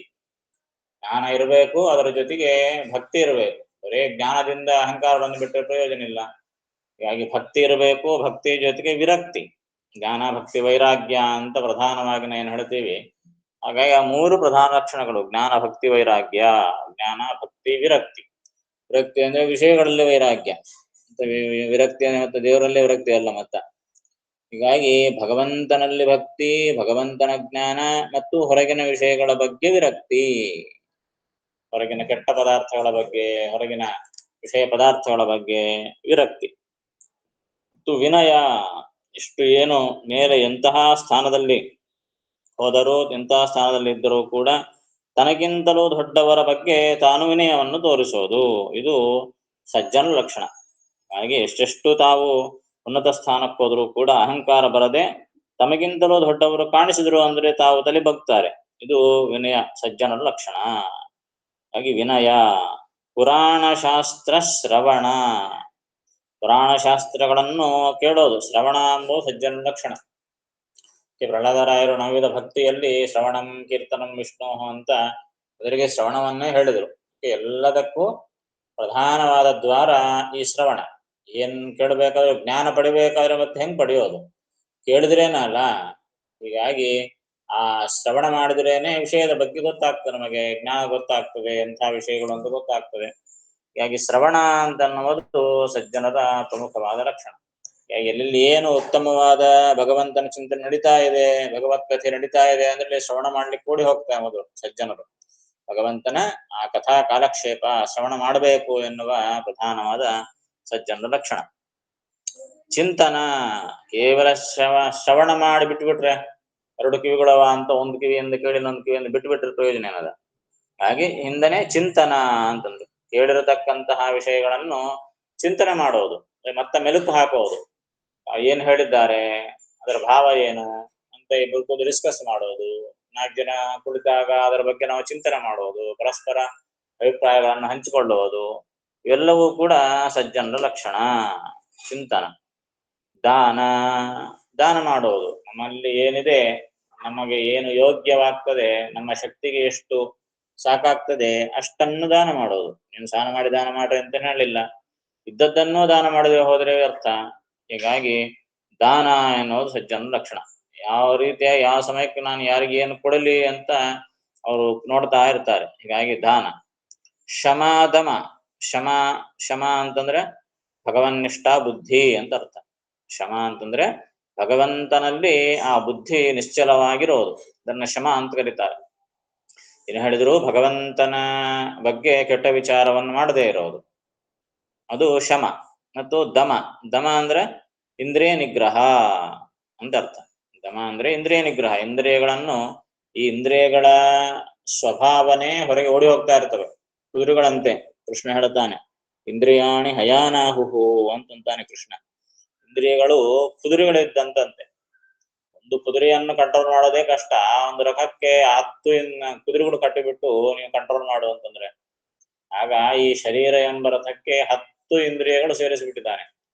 ಪ್ರಧಾನವಾಗಿ 11 ಮನಸ್ಸು ಸೇರಿಸಿದ್ರೆ. ಹೀಗಾಗಿ 5 ಕರ್ಮೇಂದ್ರಿಯಗಳು, 5 ಜ್ಞಾನೇಂದ್ರಿಯಗಳು, ಮನಸ್ಸು ಸಿಕ್ಕಾಪಟ್ಟ ಹೋಗ್ತಿರ್ತವೆ. ಒಂದೊಂದು ಕಡೆಗೆ ಓಡಾಡ್ತಾ ಇರ್ತವೆ, ಓಡಿ ಹೋಗ್ತಾ ಇರ್ತವೆ. ಕಂಟ್ರೋಲ್ ಮಾಡೋದೇ ಬಹಳ ಕಷ್ಟ. ಹೀಗಾಗಿ ಆ ಇಂದ್ರಿಯ ನಿಗ್ರಹ ಪ್ರಧಾನವಾದ ಲಕ್ಷಣ. ಕಂಡದ್ದು ನೋಡಬೇಕು ಅಂತದ ಕಣ್ಣು, ಕಂಡದ್ದು ತಿನ್ಬೇಕು ಅಂತದ ನಾಲಿಗೆ, ಅದನ್ನೆಲ್ಲ ಕಂಟ್ರೋಲ್ ಮಾಡ್ಬೇಕಲ್ಲ. ಮಾಡದೆ ಹೋದ್ರೆ ಅವೆಲ್ಲ ಹಿಂದೆ ಹೇಳಿದಂತೆ ತಾಮಸರ ಲಕ್ಷಣ ಆಗೋಗ್ತದೆ. ಕಂಡದ್ದೆಲ್ಲ ಹಾದಲ್ಲಿ ಬೇಕಾದ ಕಾಣಿಸ್ತಾನೆ ಇರ್ತದ, ಕಂಡದ್ದೆಲ್ಲ ನೋಡ್ತದ, ನೋಡಿದ್ದನ್ನೆಲ್ಲ ತಿನ್ಬೇಕು ಅನ್ಕೊಂಡ್ರೆ ಏನ್ ಗತಿ. ಹೀಗಾಗಿ ನೋಡಿದ್ದೆಲ್ಲ ನೋಡ್ತದೆ, ಆದ್ರೆ ಯಾವತ್ತು ತಿನ್ಬೇಕು ಅದು ಮಾತ್ರ ತಿನ್ಬೇಕು. ಹೀಗಾಗಿ ಇಂದ್ರಿಯ ನಿಗ್ರಹ ಇದ್ರೇನೆ ಅವೆಲ್ಲ ಸಾಧ್ಯವಾಗ್ತದೆ. ಇಲ್ಲ ಅಂದ್ರೆ ಮನಸ್ಸಿಗೆ ಬಂದಿದ್ದನ್ನೆಲ್ಲ ತಿನ್ಕಂತ ಹೋಗ್ತಾ ಇದ್ರೆ ಅದು ತಾಮಸರ ಲಕ್ಷಣ ಆಗೋಗ್ತದೆ. ಹೀಗಾಗಿ ಇಂದ್ರಿಯ ನಿಗ್ರಹ ಎನ್ನುವುದು ಸಜ್ಜನರ ಲಕ್ಷಣ. ಶಮ ದಮ ಭಗವನ್ನಿಷ್ಠ ಬುದ್ಧಿ, ಇಂದ್ರಿಯ ನಿಗ್ರಹ. ಯಜ್ಞ, ನಿತ್ಯವಾಗಿ ಯಜ್ಞವನ್ನು ಮಾಡಬೇಕು. ಗಂಡಸರು ಯಜ್ಞ ಮಾಡ್ತಾರೆ, ಹೆಂಗಸರು ತಾವು ಮಾಡುವ ಕೆಲಸಗಳನ್ನೇ ಯಜ್ಞ ಅಂತ ಭಾವಿಸೋದು. ಅದನ್ನ ಹಿಂದೆ ಭೋಜನ ಯಜ್ಞ ಅಂತಾನೆ ಹೇಳಿದ್ರಲ್ಲ, ಭೋಜನ ವಿಭಾಗ ಸಂಧ್ಯೆ ಪ್ರತ್ಯೇಕ ಸಂಧ್ಯೆಯನ್ನೇ ಮಾಡಿಬಿಟ್ರು ದಾಸರಾಯರು. ಹೀಗಾಗಿ ನಾವೆಲ್ಲಿ ಯಜ್ಞ ಮಾಡ್ತೀವ್ರಿ ಅಂತಂದ್ರೆ, ಏನ್ ಯಜ್ಞ ಮಾಡೋ ಪ್ರತ್ಯೇಕವಾಗಿ ಅಗ್ನಿ ಏನ್ ಬೇಡ, ನಿಮ್ಮ ಹೊಟ್ಟೆಯಲ್ಲಿ ಅಗ್ನಿ ಇದೆ, ಆ ಜಾಠರಾಗ್ನಿ, ಅದೇ ವೈಶ್ವಾನರಾಗ್ನಿ. ಆ ವೈಶ್ವಾನರಾಗ್ನಿಯಲ್ಲಿ ಏನ್ ನಾವು ತಿಂತೀವಿ ಅದೇ ಆಹುತಿ. ಹೀಗಾಗಿ ಭೋಜನ ಮಾಡುವುದೇ ಒಂದು ಯಜ್ಞ. ಇದಕ್ಕೂ ಯಾರಿಗೂ ತಪ್ಪಿದ್ದಲ್ಲನ, ಎಲ್ಲ ಮಾಡ್ಲೇಬೇಕಾ ಪ್ರತಿನಿತ್ಯ? ಈ ಯಜ್ಞ ಮಾಡದೆ ಹೋದ್ರೆ ನಾವು ಬದುಕೋದೇ ಇಲ್ಲ. ಮಾಡ್ತೀವಿ ಆದ್ರೆ ಅದು ಯಜ್ಞ ಅಂತ ಅಂದ್ಕೊಳ್ಳೋದಿಲ್ಲ ಅಷ್ಟೇ, ಅದು ಬಂದಿದ್ದು. ಹಾಗೆ ಸುಲಭ ಪೂಜೆ ಮಾಡಿ ಅಂತ ದಾಸರಾಯ ಹೇಳಿದಂತೆ ಎಲ್ಲವೂ ಅನುಕೂಲ ಮಾಡಿಕೊಟ್ಟಿದ್ದಾನೆ. ಆದ್ರೆ ಸ್ವಲ್ಪ ಅನುಸಂಧಾನ ಭಕ್ತಿ ಇದ್ದು ಬಿಟ್ರೆ ಸಾಕು, ಎಲ್ಲ ಸಾಧನಕ್ಕೆ ಪರಿಣಾಮ ಆಗೋಗ್ತದೆ. ಹೀಗಾಗಿ ಯಜ್ಞ ಪ್ರತಿಯೊಬ್ಬರೂ ಮಾಡಲೇಬೇಕಾಗಿರತಕ್ಕಂತಹ ಭೋಜನಾದಿ ಯಜ್ಞಗಳು ಜೀವನವೇ ಒಂದು ಯಜ್ಞ ಅಂತ ಹೇಳ್ತಾರಾದ ಕಾರಣ ಎಲ್ಲ ಯಜ್ಞ ಅಂತ ಭಾವಿಸಿ ನಾವು ಮಾಡೋದು. ಇದು ಭಗವಂತನಿಗೆ ಕೊಡುವ ಆಹುತಿ ಅಂತ ತಿಳ್ಕೊಂಡ್ಬಿಟ್ರೆ ಸಾಕು, ಯಜ್ಞ ಆಗೋಗ್ತದೆ. ಹೀಗಾಗಿ ಅಂತಹ ಯಜ್ಞಗಳು. ಮತ್ತು ಸತ್ಯವನ್ನೇ ಮಾತನಾಡುವುದು, ಸುಳ್ಳು ಹೇಳದೇ ಇರುವುದು. ಸತ್ಯ ಅಂತ ಅನ್ನೋದಕ್ಕೂ ಕೂಡ ಶ್ರೀಮದಾಚಾರ್ಯರು ಅವೆಲ್ಲ ಬಹಳ ಸುಂದರವಾಗಿ ತಾವು ನಿರ್ವಚನವನ್ನೆಲ್ಲ ಕೊಡ್ತಾರೆ. ಯಾವುದು ಸಜ್ಜನರಿಗೆ ಯಾವುದು ಹಿಂಸೆ ಆಗೋದಿಲ್ಲಲ್ಲ, ಅದು ನಿಜವಾಗಿ ಸತ್ಯ. ಇದ್ದದ್ದನ್ನು ಇದ್ದದ್ದಂತ ಹೇಳೋದು ಅಷ್ಟೇ ಅಲ್ಲ, ಸಜ್ಜನರಿಗೆ ಯಾವುದು ಹಿತವಾಗ್ತದೆ ಅದನ್ನ ಸತ್ಯ ಅಂತ ಕರಿಬೇಕು ಅಷ್ಟೇ ಹೊರತು ಇದ್ದದ್ದನ್ನು ಇದ್ದಂತ ಹೇಳಿಬಿಟ್ರೆ ಅದು ಸತ್ಯ ಅಂತ ಆಗೋದಿಲ್ಲ. ಅದು ಸಾಧಾರಣವಾದಂತಹ ಒಂದು ನಿರ್ವಚನ ಅಷ್ಟೇ. ಕಥೆಯನ್ನು ಕೇಳ್ತೀವಲ್ಲ, ಸಾಧು ಅತ್ಲೆ ಪಾಪ ಆಕಳು ಬಂತು, ಓಡಿ ಬಚ್ಚಿಟ್ಕಂತು ಆ ಸಾಧುವಿನ ಆಶ್ರಮದಲ್ಲಿ. ಅವರು ಆಕಳನ್ನ ಕೊಂದವರು ಓಡ್ಕಂತ ಬಂದ್ರು. ಇಲ್ಲಿ ಆಕಳು ಅದೇನೋ ಅಂತಂದ್ರೆ ಪಾಪ ಸತ್ಯ ಮಾತಾಡಬೇಕು ಅಂತ ಒಳಗೆ ಹೊಯ್ದ ಅಂತ ಹೇಳಿಬಿಟ್ಟ. ಅವ್ರು ತಗೊಂಡು ಹೋದ್ರು, ಆಕಳನ್ನ ಕೊಂದಿದ್ರು. ಈ ಸಾಧುವನ್ನು ತಗೊಂಡು ನರಕ ಬಿಡಾಕಿದ್ರು. ನಾ ಎಂದೆಂದಿಗೂ ಸುಳ್ಳು ಹೇಳಿಲ್ಲಪ್ಪ ಅಂದ್ರೆ, ಏನೋ ಸುಳ್ಳು ಹೇಳಿದಲ್ಲ, ಇದು ಏನೋ ಸತ್ಯನೇ ಹೇಳಿಂದಲ್ಲ ಅಂತಂದ್ರೆ, ಆಕಳಿಗೆ ಸಂಹಾರ ಮಾಡುವಂತಹ ಕ್ರಿಯೆಗೆ ನೀನು ಅನುಕೂಲ ಮಾಡಿಕೊಟ್ಟಿದ್ದೀಯಲ್ಲ, ಅದು ಪಾಪನೇ ಆಯ್ತು. ಹೀಗಾಗಿ ಇದ್ದದ್ದನ್ನು ಇದ್ದಂತೆ ಹೇಳಿಬಿಟ್ಟಿ ನೀನು, ಆದರೆ ಅದು ಪಾಪಕ್ಕೆ ಕಾರಣವಾಯಿತು. ಅದಕ್ಕಾಗಿ ಸತ್ಯ ಅಂದ್ರೆ ಅರ್ಥ ಏನು, ನೋಡಿದ್ದನ್ನು ಹಾಗೇ ಹೇಳೋದು ಅಂತ ಅರ್ಥ ಅಲ್ಲ. ಅದರಿಂದ ಸಜ್ಜನರಿಗೆ ಹಿತ ಉಂಟಾಗ್ತದೋ ಇಲ್ಲೋ ಅಂತ ಯೋಚನೆ ಮಾಡಬೇಕು. ಸಜ್ಜನರಿಗೆ ಹಿತ ಉಂಟಾದರೆ ಸುಳ್ಳಾದರೂ ಕೂಡ ಅದು ಸತ್ಯ ಅಂತಾನೆ ಲೆಕ್ಕ. ಅದಕ್ಕಾಗಿ ಅಂತಹ ಸತ್ಯವನ್ನು ನಾವು ಮಾತನಾಡಬೇಕು. ಹಾಗೆ ಅಹಿಂಸೆ, ಇದು ಅಷ್ಟೇ. ಅಹಿಂಸೆ ಅಂತಂದ್ರೆ ಕೇವಲ ಹಿಂಸೆ ಮಾಡದಿರೋದು ಅಂತ ಅರ್ಥ ಅಲ್ಲ. ಸಜ್ಜನರಿಗೆ ಹಿಂಸೆಯನ್ನು ಮಾಡಬಾರದು. ದುರ್ಜನರಿಗೆ ಹಿಂಸೆ ಮಾಡಿದ್ರೆ ಅದೇನ್ ದೋಷವೇನಲ್ಲ. ಈ ಪಾಪ ಪೊಲೀಸರು ಅಹಿಂಸಾ ಅಂತ ಹೇಳ್ಬಿಟ್ರೆ ಗೋವಿಂದ. ಕಳ್ಳರನ್ನ ಕೂಡ ಹೊಡಿಬಾರ್ದಪ್ಪ ಅಹಿಂಸಾ ಅಂತಂದ್ರೆ ಅಂದ್ರೆ ಲೋಕ ಹೆಂಗಿರ್ತದ. ಅದಕ್ಕಾಗಿ ಅಹಿಂಸಾ ಅಂದ್ರೆ ಅಸಾಧು ಹಿಂಸಾ ಅಂತನೂ ಅರ್ಥ ಇಟ್ಕೊಳ್ಬಹುದು. ಅಸಾಧುಗಳನ್ನ ಹಿಂಸೆ ಮಾಡಬೇಕು, ಯಾರು ಯೋಗ್ಯರವರು. ಮತ್ತು ಸಾಧುಗಳನ್ನೆಂದೆಂದಿಗೂ ಹಿಂಸೆ ಮಾಡಬಾರದು. ಹೀಗಾಗಿ ಅಂತಹ ಅಹಿಂಸೆಯನ್ನು ಪಾಲನೆ ಮಾಡಬೇಕು. ಭೂತದಯ, ಎಲ್ಲಾ ಭೂತ ಅಂದ್ರೆ ಭೂತ ದೆವ್ವ ಪ್ರೇತ ಅಲ್ಲ, ಭೂತ ಅಂದ್ರೆ ಪ್ರಾಣಿಗಳು ಅಂತ ಅರ್ಥ. ಎಲ್ಲ ಪ್ರಾಣಿಗಳ ಮೇಲೆ ದಯೆಯನ್ನು ತೋರಬೇಕು. ಕೇವಲ ಮನುಷ್ಯರ ಮೇಲೆ ಪರಸ್ಪರ ತೋರುವುದಷ್ಟೇ ಅಲ್ಲ, ಯಾವ ಪ್ರಾಣಿಗೂ ಯಾವ ಕ್ರಿಮಿಕೀಟಕ್ಕೂ ಕೂಡ ನಮ್ಮಿಂದ ಹಾನಿಯಾಗಬಾರದು ಅಂತ ಪ್ರತಿಜ್ಞೆ ಮಾಡಬೇಕಂತೆ. ಇದು ಇದೊಂದು ದಾನ, ಅಭಯದಾನ ಅಂತ ಕರೀತಾರೆ ಇದನ್ನು. ನನ್ನಿಂದ ಯಾರಿಗೂ ಭಯ ಉಂಟಾಗೋದಿಲ್ಲ ಅಂತ ಪ್ರತಿಜ್ಞಾಪೂರ್ವಕವಾಗಿ ಹೇಳುವುದೇ ಒಂದು ದೊಡ್ಡ ಪುಣ್ಯ ಕಾರ್ಯ ಅಂತ. ಹೀಗಾಗಿ ಭೂತದಯ, ಯಾವ ಪ್ರಾಣಿಗಳಿಗೂ ನಮ್ಮಿಂದ ಹಿಂಸೆ ಉಂಟಾಗಬಾರದು, ಕಷ್ಟ ಉಂಟಾಗಬಾರದು ಅಂತ ಭೂತದಯೆಯನ್ನು ತೋರಿಸುವುದು. ಧ್ಯಾನ, ಭಗವಂತನ ಹಿಂದೆ ಶ್ರವಣ ಆಯಿತು, ಚಿಂತನ ಆಯಿತು, ಕೇಳಿದ್ದಾಯಿತು, ಆ ಕೇಳಿದ್ದನ್ನು ಚಿಂತನೆ ಮಾಡಿದ್ದಾಯಿತು, ಚಿಂತನೆ ಮಾಡಿದ್ದನ್ನು ಧ್ಯಾನ ಮಾಡಬೇಕು. ಅದರಿಂದ ಮುಂದಿನ ಸ್ಟೆಪ್ ಅದು. ಶ್ರವಣ ಮಾಡುವುದು ಮೊದಲನೆಯದು, ಮನನ ಚಿಂತನ ಇದು ಎರಡನೆಯದು, ಅನಂತರ ಧ್ಯಾನ. ಭಗವಂತನ ಗುಣಗಳ ಬಗ್ಗೆ ಶ್ರವಣ ಮಾಡಿರ್ತೀವಿ, ಭಗವಂತನ ರೂಪದ ಬಗ್ಗೆ ನಾವು ಶ್ರವಣ ಮಾಡಿರ್ತೀವಿ, ಆ ರೂಪವನ್ನು ಗುಣಗಳನ್ನು ಚಿಂತನೆ ಮಾಡುವುದು, ಅಂತಹ ಚಿಂತನೆ ಮಾಡಿದ ರೂಪಗಳನ್ನು ಗುಣಗಳನ್ನು ಕಣ್ಣು ಮುಚ್ಚಿಕೊಂಡು ಧ್ಯಾನ ಮಾಡುವುದು. ಜಪ ಮಾಡುವ ಕೆಲವು ತಂಡ ಬೆಳಿಗ್ಗೆದ್ದು ಭಗವಂತನ ರೂಪವನ್ನು ಚಿಂತನೆ ಮಾಡಬೇಕು, ಧ್ಯಾನ ಮಾಡಬೇಕು. ಆ ದೇವಹೂತಿ ದೇವಿಗೆ ಕಪಿಲ ಭಗವಂತ ಭಾಗವತ ತೃತೀಯ ಸ್ಕಂದದಲ್ಲಿ ವಿವರಣ ಕೊಟ್ಟಂತೆ ಆ ಭಗವಂತನ ರೂಪವನ್ನು ಹೇಗೆ ಚಿಂತನೆ ಮಾಡಬೇಕು, ಪ್ರತಿನಿತ್ಯ ಮುಂಜಾನೆ ಎದ್ದು ಆ ಭಗವಂತನ ವಿರಾಟ್ ರೂಪವನ್ನು ಹೇಗೆ ಚಿಂತನೆ ಮಾಡಬೇಕು, ಇವೆಲ್ಲ ನಮಗೆ ತೋರಿಸಿಕೊಟ್ಟಾರೆ. ಹಾಗೆ ಧ್ಯಾನ ಎನ್ನುವುದು ಆ ಸಜ್ಜನ ಲಕ್ಷಣ. ಧ್ಯಾನ ಮಾಡುವುದು ಭಗವಂತನಿಗೆ ಅತ್ಯಂತ ಪ್ರೀತಿಪಾತ್ರವಾದ ಪ್ರಮುಖವಾದ ಮೋಕ್ಷ ಸಾಧನ ಇದೊಂದು ಧ್ಯಾನ. ಭಗವನ್ನಾಮ ಕೀರ್ತನ, ಧ್ಯಾನ ಯಾವಾಗೂ ಮಾಡ್ಲಿಕ್ಕಾಗೋದಿಲ್ಲ, 24 ತಾಸು ಹಾಗೆ ಕೂತ್ಕೊಂಡು ಧ್ಯಾನ ಮಾಡ್ಲಿಕ್ಕೆಲ್ಲ ಆಗ್ತದೆ. ಸದಾ ಮಾಡುವಂತಹ ಸಾಧನೆ ಭಗವನ್ನಾಮ ಕೀರ್ತನ. ಇದಕ್ಕಂತೂ ಯಾವ ಅಡ್ಡಿ ಇಲ್ಲನ. ಧ್ಯಾನ ಮಾಡ್ಲಿಕ್ಕೆ ಟೈಮ್ ಇಲ್ರಿ ಅಂದ್ರೆ ಕೀರ್ತನ ಮಾಡ್ಲಿಕ್ಕೆ ಟೈಮ್ ಇಲ್ಲ ಅಂತ ಹೇಳಲಿಕ್ಕಿಲ್ಲ. ಯಾಕೆ ಎಲ್ಲಾ ಕೆಲಸ ಮಾಡ್ಕೊಂತ ಕೀರ್ತನ ಮಾಡ್ಬೋದು. ಬಾಯಿ ಏನು ಸುಮ್ಮನೆ ಇರ್ತದಲ್ಲ, ಬಾಯಿ ಸುಮ್ಮನೆ ಇರ್ತದೆ. ಕೈ ಕೆಲಸ ಮಾಡಿದ್ರು, ಕಾಲು ಕೆಲಸ ಮಾಡಿದ್ರು ಬಾಯಿ ಅಂತೂ ಇರ್ತದಲ್ಲ. ಬಾಯಿ ತಿಂತಾ ಇರ್ತೀವ್ರಿ ಅಂತಂದ್ರೆ ತಿನ್ರಿ, ತಿನ್ನೋ ಕಾಲಕ್ಕೆ ಮನಸ್ಸಲ್ಲಿ ಚಿಂತನೆ ಮಾಡ್ಬೋದು. ಹೀಗಾಗಿ ಸ್ಮರಣೆ, ಕೀರ್ತನೆ ಇವುಗಳಿಗೆ ಯಾವ ಅಡ್ಡಿ ಇಲ್ಲ, ಯಾವ ವಿಧಿ ನಿಷೇಧಗಳೂ ಇಲ್ಲ. ಎಂತಹ ಅವಸ್ಥೆಯಲ್ಲಿದ್ರು ನೀವು ಮಡಿ ಇರಬೇಕು, ಮೈಲಿಗಿಲಿದ್ದಿ ನಾನು ಕೀರ್ತನೆ ಮಾಡ್ಲಿಕ್ಕಿಲ್ಲ ಅಂತ ಅನ್ಲಿಕ್ಕಿಲ್ಲ.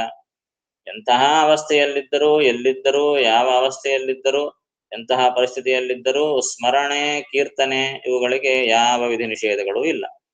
ಹೀಗಾಗಿ ಭಗವನ್ನಾಮ ಕೀರ್ತನ, ಭಗವಂತನ ನಾಮಗಳನ್ನು ನಾವು ಕೀರ್ತನ ಮಾಡೋದು, ಹಾಡು ಹಾಡುವುದು, ಹಾಡು ಹಾಡ್ಕಂತ ಕೆಲಸ ಮಾಡ್ತಾ ಇರ್ಬೋದು. ಮೌನ ಅದ್ರಿ ಕೀರ್ತನ ಅಂತಂದ್ರಿ, ಮೌನ ಅಂತಂದ್ರೆ ಎರಡು ವಿರುದ್ಧ ಆಯ್ತಲ್ಲ. ಕೀರ್ತನ ಮಾಡ್ಬೇಕಾ ಮೌನವಾಗಿರ್ಬೇಕಾ ಅಂತಂದ್ರೆ ಈ ಮೌನ ಬೇರೆ. ಮೌನ ಶಬ್ದಕ್ಕೆ ಅರ್ಥ ಏನು? ಮನನ ಅಂತ ಅರ್ಥ. ಮನನ ಮಾಡುವವನನ್ನು ಮೌನಿ, ಮುನಿ ಅಂತ ಕರೀತಾರೆ. ಮೌನ ಅಂದ್ರೆ ಬಾಯಿ ಮುಚ್ಕೊಂಡು ಕೊಡುವ ಅಂತ ಅರ್ಥ ಅಲ್ಲ. ಬಾಯಿ ಮುಚ್ಕೊಂಡು ಕೂತ್ರೆ ಕೀರ್ತನ ಕೂಡ ಮಾಡ್ಲಿಕ್ಕಿಲ್ಲ. ಮತ್ತೆ ಹಿಂದನೆ ಕೀರ್ತನ ಅಂತ ಹೇಳಿದ್ರು ಮತ್ತೆ ಮೌನ ಅಂತ ಹೇಳ್ತಾರಲ್ಲ ಅಂತಂದ್ರೆ ಮೌನ ಶಬ್ದಕ್ಕೆ ಏನಂತ ಅರ್ಥ? ಲೌಕಿಕ ವಿಷಯಗಳನ್ನು ನೀವು ಮಾತಾಡ್ಬೇಡ್ರಿ ಅಂತ ಅರ್ಥ ಅಷ್ಟೇ. ಹರಟಿ ಹೊಡಿಬ್ಯಾಡ್ರಿ ಅಂತ ಅರ್ಥ ಅಷ್ಟೇ. ಉಪವಾಸ ಅಂದ್ರೆ ಏನ್ರಿ, ಉಸಿರು ತಕ್ಕೋಬೇಕ ಬೇಡ ಅಂದ್ರೆ ಉಸಿರು ತೊಗೊಳದ ಸಾಯ್ತೀವಿ ನಾವು. ಹೀಗಾಗಿ ಉಸಿರಾಟ ಬಿಟ್ಟು ಇನ್ನೇವು ತೊಗೊಳ್ಲಿಕ್ಕಿಲ್ಲ. ಆಚಮನ ಮಾಡ್ಬಾರ್ದು ಇಲ್ಲ, ಆಚಮನ ಮಾಡ್ಲೇಬೇಕು. ಹೀಗಾಗಿ ಆಚಮನಕ್ಕ ಉಪವಾಸಕ್ಕೆ ಸಂಬಂಧ ಇಲ್ಲ. ಹೀಗಾಗಿ ಯಾವುದು ಶಾಸ್ತ್ರದಲ್ಲಿ ಹೇಳಿದ್ದಾರೋ ಆ ಪ್ರಕಾರ ಮಾಡಬೇಕು ಅಂತ ಅರ್ಥ. ಹಾಗೆ ಮೌನ ಅಂತಂದ್ರೆ ಪೂರ್ತಿ ಬಾಯಿ ಮುಚ್ಕೊಂಡಿರೋದು ಅಂತ ಅರ್ಥ ಅಲ್ಲ. ಭಗವಂತನ ಕೀರ್ತನೆಯನ್ನು ಬಿಟ್ಟು ಬೇರೆ ಮಾತು ಮಾತಾಡಬಾರದು ಅಂತ ಅರ್ಥ. ಇದು ಮೌನ ಶಬ್ದಕ್ಕೆ ಅರ್ಥ. ಶ್ರೀಮದಾಚಾರ್ಯರು ಬದರಿಯಲ್ಲಿ ಕಾಷ್ಠ ಮೌನ ವ್ರತ ಮಾಡಿದರು ಅಂತ ಸಮುದ್ರದಲ್ಲಿ ಹೇಳ್ತಾರೆ. ಸತ್ಯ ಪ್ರಮೋದ ತೀರ್ಥರು, ಸತ್ಯನಾರಾಯಣ ತೀರ್ಥರು ಇವೆಲ್ಲ ಇತಿಹಾಸದಲ್ಲಿ ಕೇಳ್ತೀವಿ. ಕಾಷ್ಠ 48 ದಿವಸಗಳ ಕಾಲ ಕಾಷ್ಠ ಮೌನ ವ್ರತ ಮಾಡಿದ್ರು ಅಂತ ಕೇಳ್ತೀವಿ. ಕಾಷ್ಠ ಮೌನ ಅಂದ್ರೆ ಅರ್ಥ ಏನು? ಉಪವಾಸ ಮಾಡ್ತಾ ಮೌನದಿಂದ ಇರೋದು ಅಂತ ಅರ್ಥ. ಅಲ್ಲಿ ನೋಡಿದ್ರೆ ಸತ್ಯ ಪ್ರಮೋದರು ಯಾವಾಗ್ಲೂ ಪಾಠ ಹೇಳ್ತಾ ಕೂತಿದ್ರು. ಏನ್ರಿ ಮೌನ ವ್ರತ ಅಂದ್ರು, ಪಾಠ ಹೇಳ್ತಿದ್ದಾರಲ್ಲ ಅಂತಂದ್ರೆ ಅದೇ ಅರ್ಥ ಮೌನ ಅಂದ್ರೆ. ಶಾಸ್ತ್ರದ ಚಿಂತನೆ, ಭಗವಂತನ ಚಿಂತನೆ ಬಿಟ್ಟು ಬೇರೆ ಯಾವ ಮಾತು ಮಾತನಾಡದೇ ಇರೋದನ್ನೇ ಮೌನ ಅಂತ ಕರೀತಾರೆ ಶಾಸ್ತ್ರದಲ್ಲಿ. ಅಂತಹ ಮೌನ ಮಾಡಬೇಕು. ನಾವೆಲ್ಲ ರಿವರ್ಸು. ಭಗವಂತನ ಕೀರ್ತನ ಬಿಟ್ಟು ಉಳಿಕೆ ಹರಟೆಲ್ಲ ಹೊಡೆದು ಬಿಡ್ತೀವಿ. ಭಗವಂತನ ಕೀರ್ತನ ಬಂತು ಅಂದ್ರೆ ನಾವು ಮೌನ. ಭಗವಂತನ ವಿಷಯದಲ್ಲಿ ಮೌನ ನಾವು. ಹೊರಗಿನ ವಿಷಯಗಳಲ್ಲೆಲ್ಲ ಕೂಡ ಕೀರ್ತನ. ಹಂಗಿರಬಾರ್ದು, ರಿವರ್ಸ್ ಆಗಿರ್ಬೇಕು. ಹೀಗಾಗಿ ಭಗವಂತನ ಕೀರ್ತನೆ ಇರಬೇಕು, ಲೌಕಿಕ ಹರಟೆಯಲ್ಲಿ ಮೌನ ಇರಬೇಕು. ಜಪ ಜಪವನ್ನು ಮಾಡಬೇಕು ಅಂತ ಏನು ಉಪದೇಶ ಪಡೆದಿರ್ತೀವಿ ಅದನ್ನೆಲ್ಲ ಜಪಗಳನ್ನು ಮಾಡೋದು. ಹೀಗಾಗಿ ಜನ್ಮ ವಿಚ್ಛೇದಕರ, ಪಾಪ ವಿಚ್ಛೇದಕರ ಜಪ ಅಂದ್ರೆ ಜನನ ಮರಣಗಳನ್ನೇ ನಾಶ ಮಾಡುವಂತಹ ದೊಡ್ಡ ಸಾಧನೆ ಜಪ. ಹಿರಿಯರು ಸ್ವಾಮಿ ನೋಡ್ತಾ ಇರ್ತೀವಿ ನಾವು, ಎಷ್ಟೊಂದು ಜಪ ಮಾಡ್ತಾ ಇರ್ತಾರೆ. ಜಪದಿಂದ ಅನೇಕ ಪಾಪಗಳ ಪರಿಹಾರವಾಗ್ತದೆ. ಹೀಗಾಗಿ ಜಪ ಎನ್ನುವುದು ಆ ಸಜ್ಜನನ ಒಂದು ಪ್ರಧಾನವಾದ ಲಕ್ಷಣ. ತಪಸ್ಸು ಮಾಡೋದು. ನಾವೆಲ್ಲಿ ತಪಸ್ಸು ಮಾಡ್ತೀವ್ರಿ? ಯಾವ ಅರಣ್ಯಕ್ಕೆ ಹೋಗ್ಬೇಕು ಅಂದ್ರೆ ಯಾವ ಅರಣ್ಯ ಅವಸರ ಇಲ್ಲ, ಮನೆಯಲ್ಲೇ ಕೂತು ತಪಸ್ಸು. ಗೀತೆಯಲ್ಲಿ ಅನೇಕ ರೀತಿಯಾದಂತಹ ತಪಸ್ಸನ್ನು ಹೇಳ್ತಾನೆ. ಕಾಯಿಕ ತಪಸ್ಸು, ಮಾನಸಿಕ ತಪಸ್ಸು, ವಾಚನಿಕ ತಪಸ್ಸು. ಮಾತಿನಿಂದ ತಪಸ್ಸು ಮಾಡಬಹುದು, ಮನಸ್ಸಿನಿಂದ ತಪಸ್ಸು ಮಾಡಬಹುದು, ಮತ್ತು ಕೈಗಾರಿಕೆಯಿಂದ ತಪಸ್ಸು ಮಾಡಬಹುದು. ಕೆಲಸಗಳೇ ಒಂದು ತಪಸ್ಸಾಗೋಗ್ತದೆ. ಮಾತನಾಡುವುದೇ ಒಂದು ತಪಸ್ಸು. ಬೇರೆಯವರಿಗೆ ಹಿಂಸೆಯಾಗದಂತೆ ಒಳ್ಳೆ ಮಾತಾಡಿದ್ರೆ ತಪಸ್ಸು ಅಂತಂತಾನೆ ಕೃಷ್ಣ. ಹೀಗಾಗಿ ಸದಾ ಭಗವಂತನ ಧ್ಯಾನ ಜಪತಪಾದಿಗಳನ್ನು ಮಾಡಿದ್ರೆ ದೊಡ್ಡ ತಪಸ್ಸು ಅಂತಂತಾನೆ ಕೃಷ್ಣ. ಹೀಗಾಗಿ ಮಾನಸಿಕವಾದ ತಪಸ್ಸು ಮತ್ತು ಮಾತಿನಿಂದ ತಪಸ್ಸು ಮಾಡಬಹುದು, ಮತ್ತು ಕೈಕಾಲುಗಳಿಂದ ತಪಸ್ಸು ಮಾಡಬಹುದು. ಹಾಗೆ ಶಾಸ್ತ್ರದಲ್ಲಿ ಏನ್ ತಪಸ್ಸು ಅಂತ ಹೇಳಿದ್ದಾರೆ ಆ ರೀತಿಯಾದ ತಪಸ್ಸನ್ನು ಮಾಡೋದು. ಉಪವಾಸಾದಿಗಳು ಇದೊಂದು ದೊಡ್ಡ ತಪಸ್ಸು. ಏಕಾದಶಿ ಮಾಡಿದೀವಿ, ಉಪವಾಸ ಮಾಡಿವಿ ಅಂದ್ರೆ ತಪಸ್ಸು ಮಾಡಿದಂತೆ ಲೆಕ್ಕ. ಏಕಾದಶಿ ಉಪವಾಸವೇ ದೊಡ್ಡ ತಪಸ್ಸು. ಬ್ರಹ್ಮಚರ್ಯಾದಿ ವ್ರತಗಳೆಲ್ಲ ದೊಡ್ಡ ತಪಸ್ಸು. ಹೀಗಾಗಿ ಇಂತಹ ತಪಸ್ಸನ್ನು ಮಾಡಬೇಕು. ವ್ರತ ಅನೇಕ ವ್ರತಗಳು ಹೇಳಿದ್ದಾರೆ. ನಮಗೆ ವ್ರತಗಳು ಕಮ್ಮಿವೇನು? ಪ್ರತಿ ತಿಂಗಳು ನೋಡಿದ್ರೆ ಅದೊಂದು ವ್ರತ ಇದ್ದೇ ಇರ್ತದೆ. ಏಕಾದಶಿ ವ್ರತ ಅಂತಾರೆ, ಚಾತುರ್ಮಾಸ್ಯ ವ್ರತ ಅಂತಾರೆ, ಮತ್ತೆ ಕೃಷ್ಣಾಷ್ಟಮಿ ವ್ರತ ಅಂತಂತಾರೆ, ಮತ್ತೆ ವಿಷ್ಣು ಪಂಚಕ ವ್ರತ ಅಂತಂತಾರೆ. ಏನ್ ವ್ರತಗಳು ಕಡಿಮೆ ಇದೆ? ಕುರುಚ್ರ, ಚಾಂದ್ರಾಯಣ, ಬೇಕಾದಷ್ಟು ವ್ರತಗಳವ. ಹೀಗಾಗಿ ಮಾಡಲೇಬೇಕಾಗಿರತಕ್ಕಂಥ ಅನೇಕ ವ್ರತಗಳನ್ನು ಮಾಡ್ಲಿಕ್ಕೆ ಏನು ಮುಂದಾಗ್ತಾರಲ್ಲ, ಇದು ಸಜ್ಜನರ ಲಕ್ಷಣ. ಏಕಾದಶಿ ವ್ರತ ಅಂತೂ ಬಿಟ್ಟಿದ್ದಲ್ಲ, ತಪ್ಪಿದ್ದಲ್ಲ. ಏನ್ ಮಾಡ್ಲಿ ಬಿಡ್ಲಿ, ಏಕಾದಶಿ ವ್ರತ ಅಂತೂ ಮಾಡ್ಲೇಬೇಕು. ಹೀಗಾಗಿ ವ್ರತವನ್ನು ಮಾಡುವುದೇ ಇದು ಸಜ್ಜನರ ಲಕ್ಷಣ. ಸುತೀರ್ಥ, ಒಳ್ಳೆ ತೀರ್ಥಗಳಲ್ಲಿ ಸ್ನಾನ ಮಾಡೋದು. ತೀರ್ಥಕ್ಷೇತ್ರ ಯಾತ್ರೆ ಸಂಚಾರ ಮಾಡೋದು. ಗಂಗಾ ಸ್ನಾನ ಮಾಡಬೇಕು, ಗೋದಾವರಿ ಸ್ನಾನ ಮಾಡಬೇಕು, ಪುಷ್ಕರಕ್ಕೆ ಹೋಗಬೇಕು. ಹೀಗೆ ಏನೋ ನಾವು ಹಂಬಲಿಸ್ತೀವಿ, ಸಂಕಲ್ಪ ಮಾಡಿಕೊಡ್ತೀವಿ. ಎಲ್ಲ ಹೋಲಿಕ್ಕಾಗಿಲ್ಲಪ್ಪ, ಮನೆಯಲ್ಲೇ ಸ್ನಾನ ಮಾಡುವ ಗಂಗಾ ಗಂಗಾ ಅಂತ ಅಂದ್ಕೊಂತ ಸ್ನಾನ, ತೀರ್ಥ ಸ್ನಾನ ಆಯ್ತು. ಹೀಗಾಗಿ ಸುತೀರ್ಥದಲ್ಲಿ ಸ್ನಾನ ಮಾಡಲೇಬೇಕು, ಇಲ್ಲ ಅಂದ್ರೆ ಅದು ಸ್ನಾನ ಆಗೋದಿಲ್ಲ. ಸುತೀರ್ಥ ಸ್ನಾನ, ಸುತೀರ್ಥ ಸ್ನಾನ. ಹೀಗಾಗಿ ಸುತೀರ್ಥಗಳಲ್ಲಿ ಸ್ನಾನ ಮಾಡೋದು. ಕೇವಲ ಸ್ನಾನ ಅಂತಂದಿಲ್ಲ, ಎಲ್ಲ ಸ್ನಾನ ಎಲ್ಲ ಮಾಡ್ತಾರ. ಹೀಗಾಗಿ ಆ ಸ್ನಾನ ಯಾವಾಗ ಸುತೀರ್ಥ ಸ್ನಾನ ಆಗಬೇಕು, ಕೇವಲ ಸ್ನಾನ ಆಗಬಾರದು. ಮನೆಯಲ್ಲೇ ಸ್ನಾನ ಮಾಡಿದರೂ ಕೂಡ ಅದು ಸುತೀರ್ಥ ಸ್ನಾನ ಆಗಬೇಕು. ಯಾವಾಗ ಆಗ್ತದೆ? ಆ ಗಂಗಾ ಸ್ಮರಣ ಮಾಡಿದಾಗ, ಎಲ್ಲ ನದಿಗಳ ಸ್ತೋತ್ರ ಮಾಡಿದಾಗ ಅದೇ ಸುತೀರ್ಥ ಸ್ನಾನವಾಗ್ತದ. ನಮ್ಮ ಮನೆಯಲ್ಲೇ ಕೂತು ನಾವು ಮಾಡಿದ್ರು ಆ ಗಂಗಾದಿ ಎಲ್ಲ ಅಭಿಮಾನಿ ದೇವತೆಗಳು ನಮ್ಮ ಮೇಲೆ ಅನುಗ್ರಹ ಮಾಡಿ ಅದೇ ನೀರಿನಲ್ಲಿ ಬಂದು ನೆಲೆಗೊಳ್ಳುತ್ತಾರೆ. ಇದು ಭಗವಂತ ಮಾಡುವ ದೊಡ್ಡ ಉಪಕಾರ. ಹೀಗಾಗಿ ಅಂತಹ ನಜ್ಜಾಭಿಮಾನಿ ದೇವತೆಗಳನ್ನು ಸ್ಮರಣೆ ಮಾಡಿ ಸ್ನಾನ ಮಾಡಿಬಿಟ್ರೆ ಸುತೀರ್ಥ ಸ್ನಾನವಾಗ್ತದೆ. ಇದು ಸಜ್ಜನರ ಲಕ್ಷಣ. ಮಂತ್ರವನ್ನು ನಾವು ಹೇಳೋದು, ಗುರುಗಳಿಂದ ಉಪದೇಶವನ್ನು ತಗೊಂಡು ಮಂತ್ರವನ್ನು ಜಪ ಮಾಡೋದು. ಮಂತ್ರವನ್ನು ನಾವು ಸ್ವೀಕಾರ ಮಾಡುವುದೇ ಒಂದು ತಪಸ್ಸಿದ್ದಂತೆ, ಒಂದು ದೀಕ್ಷೆ ಇದ್ದಂತೆ. ಮಂತ್ರ ಸ್ವೀಕಾರವೇ ಒಂದು ದೀಕ್ಷಾ. ಹೀಗಾಗಿ ಮಂತ್ರಗಳನ್ನು ಗುರುಗಳಿಂದ ಉಪದೇಶವನ್ನು ತಗೊಳ್ಬೇಕು, ತಗೊಂಡ ಮಂತ್ರವನ್ನು ಜಪ ಮಾಡಬೇಕು. ಕೃಷ್ಣ ಮಂತ್ರ ಜಪ, ಗಂಡಸರಾದರೆ ಗಾಯತ್ರಿ ಜಪ, ನಾರಾಯಣ ಜಪ. ಹೀಗೆ ಈ ಎಲ್ಲ ಮಂತ್ರಗಳನ್ನು ನಾವು ದೀಕ್ಷೆಯಾಗಿ ಸ್ವೀಕಾರ ಮಾಡುವುದು. ಸ್ತೋತ್ರ, ಭಗವಂತನನ್ನು ಸ್ತೋತ್ರ ಮಾಡುವುದು. ಅನೇಕ ಸ್ತೋತ್ರಗಳು, ಅದ್ಭುತವಾದಂತಹ ಸ್ತೋತ್ರಗಳನ್ನು ನಮಗೆ ಅನೇಕ ಋಷಿಮುನಿಗಳು ಮಾಡಿಕೊಟ್ಟಿದ್ದಾರೆ. ದಾಸರಾಯರು ಅನೇಕ ಸ್ತೋತ್ರಗಳನ್ನು ಮಾಡಿಕೊಟ್ಟಿದ್ದಾರೆ. ಆ ಸ್ತೋತ್ರಗಳನ್ನು ನಾವು ಹಾಡುವುದು, ಕೀರ್ತನೆ ಮಾಡುವುದು, ಈ ಸ್ತೋತ್ರ ದೊಡ್ಡ ಸಾಧನೆ. ಹೀಗಾಗಿ ಭಗವಂತನ ಸ್ತೋತ್ರ. ವಂದನ, ನಮಸ್ಕಾರ ಮಾಡೋದು. ನಮಸ್ಕಾರ ಒಂದು ದೊಡ್ಡ ಸಾಧನೆ. ಆ ರೀತಿಯ ಪ್ರದಕ್ಷಿಣ ಹಾಕಿ ಒಂದು ನಮಸ್ಕಾರ. ಏಕೋಪಿ ಕೃಷ್ಣಸ್ಯ ಸಕೃತ್ ಪ್ರಣಾಮ, ಒಂದೇ ಒಂದು ನಮಸ್ಕಾರ. ನಿಧಾನಕ್ಕೆ ಹೆಜ್ಜೆಯ ಮೇಲೆ ಒಂದು ಹೆಜ್ಜೆಯ ನಿಕ್ಕುತ್ತ, ಕೈಕಾಲಲ್ಲಾಡಿಸದೆ ಭಗವಂತನ ಧ್ಯಾನ ಮಾಡುತ್ತಾ ಒಂದು ಪ್ರದಕ್ಷಿಣೆ ಹಾಕಿ ಸಾಷ್ಟಾಂಗ ನಮಸ್ಕಾರ. ಗಂಡಸರಾದರೆ ಸಾಷ್ಟಾಂಗ, ಹೆಂಗಸರಾದರೆ ಪಂಚಾಂಗ. ಹೀಗೆ ಒಂದು ಆ ವಂದನೆಯನ್ನು ಮಾಡೋದ್ರಿಂದ ಅಶ್ವಮೇಧ ಫಲಗಳು ಅನೇಕ ಅಶ್ವಮೇಧ ಫಲ ಮಾಡಿದ ಫಲ ಸಿಗ್ತದೆ ಅಂತ ಶಾಸ್ತ್ರ ಹೇಳುತ್ತದೆ. ಹೀಗಾಗಿ ಪ್ರದಕ್ಷಿಣ ನಮಸ್ಕಾರಾದಿಗಳು ಇವು ಸಜ್ಜನ ಲಕ್ಷಣಗಳು. ವಂದನ. ಇವೆಲ್ಲವೂ ಕೂಡ ಸಜ್ಜನರ ಗುಣವು. ಹೀಗಾಗಿ ಸಜ್ಜನಿಗೆ ಸಂಪಾದನೆ ಮಾಡಬೇಕು. ಯಾರಪ್ಪ ಸಜ್ಜನರು ಅಂದ್ರೆ ನೋಡ್ರಿ, ಈ ಲಕ್ಷಣಗಳು ಇತ್ತು ಅಂದ್ರೆ ಸಜ್ಜನರು ಅಂತಾನೆ ಅರ್ಥ. ಹಿಂದಿನ ಪದ್ಯಗಳಲ್ಲಿ ಏನ್ ಹೇಳಿದ್ದಾರೆ, ಅವು ಇತ್ತು ಅಂದ್ರೆ ಸಾಮಸರ ಲಕ್ಷಣ. ಹೀಗಾಗಿ ಆ ಸಜ್ಜನರ ಲಕ್ಷಣಗಳನ್ನು ನಾವು ಅಳವಡಿಸಿಕೊಳ್ಳಿಕ್ಕೆ ಪ್ರಯತ್ನ ಮಾಡಬೇಕು. ಹೀಗಾಗಿ ಏನೋ ಜ್ಞಾನ, ಭಕ್ತಿ, ವೈರಾಗ್ಯ, ವಿನಯ, ಪುರಾಣಶಾಸ್ತ್ರ ಶ್ರವಣ, ಚಿಂತನ, ದಾನ ಮಾಡೋದು, ಭಗವನ್ನಿಷ್ಠ ಬುದ್ಧಿ, ಇಂದ್ರಿಯ ನಿಗ್ರಹ, ಯಜ್ಞ ಮಾಡೋದು, ಮತ್ತು ಸತ್ಯವನ್ನು ಮಾತನಾಡುವುದು, ಅಹಿಂಸಾ, ಎಲ್ಲಾ ಪ್ರಾಣಿಗಳ ಮೇಲೆ ದಯ ತೋರುವುದು, ಭಗವಂತನ ರೂಪವನ್ನು ಧ್ಯಾನ ಮಾಡುವುದು, ಭಗವಂತನ ನಾಮವನ್ನು ಕೀರ್ತನೆ ಮಾಡುವುದು, ಮೌನ ಅಂದ್ರೆ ಲೌಕಿಕ ಹರಟೆಯನ್ನು ಹೊಡೆಯದೇ ಇರೋದು, ಜಪ ಮಾಡುವುದು, ತಪಸ್ಸು ಮಾಡುವುದು, ಅನೇಕ ವ್ರತಗಳನ್ನು ಆಚರಣೆ ಮಾಡುವುದು, ಮತ್ತು ಅನೇಕ ತೀರ್ಥಗಳಲ್ಲಿ ಸ್ನಾನ ಮಾಡುವುದು, ಮಂತ್ರವನ್ನು ಉಪದೇಶ ಸ್ವೀಕಾರ ಮಾಡುವುದು, ಸ್ತೋತ್ರ ಮಾಡುವುದು, ಭಗವಂತನಿಗೆ ಸಾಷ್ಟಾಂಗ ನಮಸ್ಕಾರ ಮಾಡಿ ವಂದನೆ ಮಾಡುವುದು. ಹೀಗೆ ಎಲ್ಲವೂ ಕೂಡ ಸಜ್ಜನ ಲಕ್ಷಣ ಅಂತ ಹೇಳ್ತಾರೆ.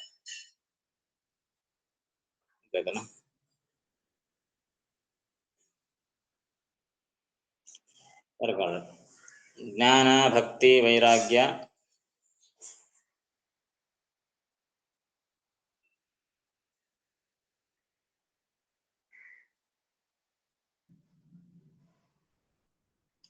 ವಿನಯ, ಪುರಾಣ ಶಾಸ್ತ್ರಗಳ ಶ್ರವಣ,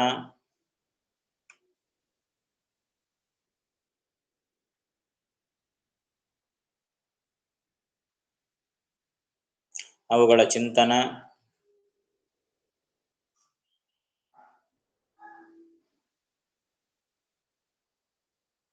ದಾನ,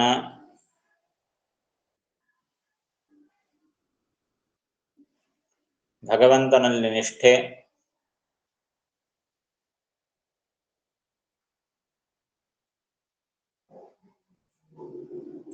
ಇಂದ್ರಿಯ ನಿಗ್ರಹ,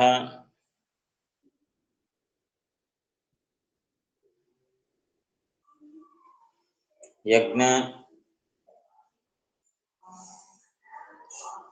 ಸತ್ಯ,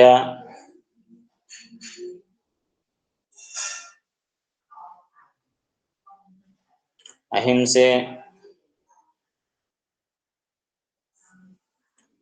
ಪ್ರಾಣಿದಯೆ,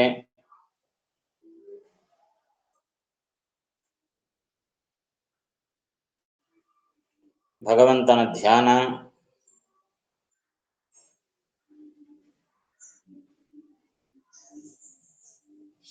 ನಾಮ ಸಂಕೀರ್ತನ,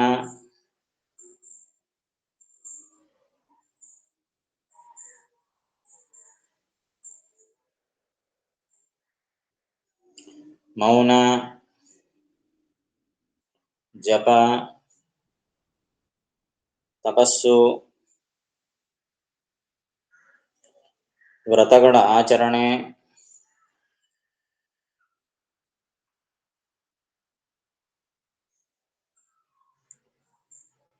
ಪುಣ್ಯತೀರ್ಥಗಳಲ್ಲಿ ಸ್ನಾನ,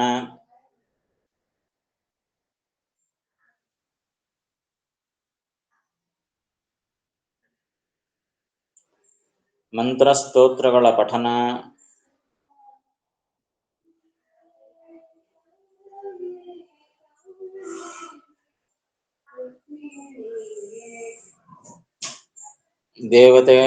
ದೇವತೆಗಳಿಗೆ ಗುರುಗಳಿಗೆ ವಂದನೆ,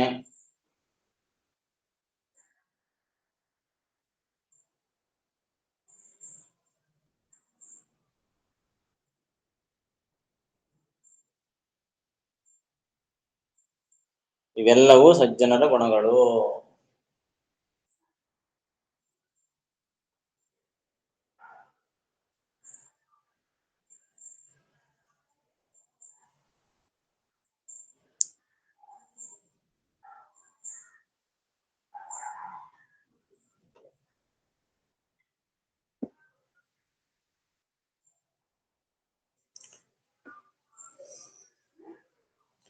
ಜ್ಞಾನ, ಭಕ್ತಿ, ವಿರಕ್ತಿ, ವಿನಯ, ಪುರಾಣ ಶಾಸ್ತ್ರ ಶ್ರವಣ, ಚಿಂತನ,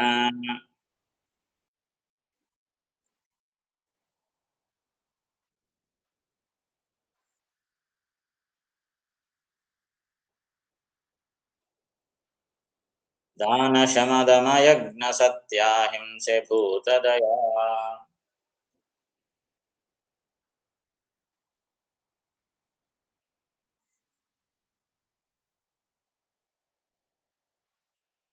ಧ್ಯಾನ ಭಗವನ್ನಾಮ ಕೀರ್ತನ ಮೌನ ಜಪ ತಪ ವ್ರತ ಸುತೀರ್ಥ.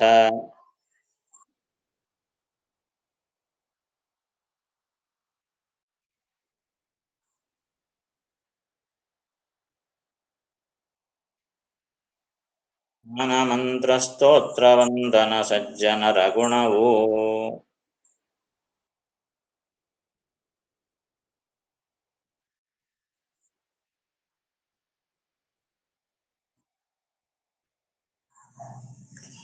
ಅಲ್ಲೇನೋ ಸಂಶಯ ಇದೆನಾ ಇದರಲ್ಲಿ?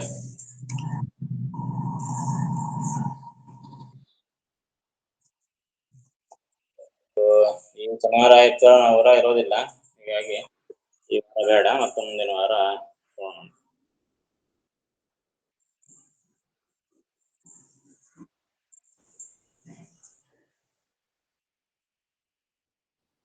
ನಮಸ್ಕಾರ ಆಚಾರ್ಯ.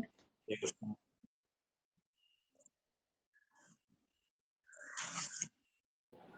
ನಮಸ್ಕಾರ ಆಚಾರ್ಯ.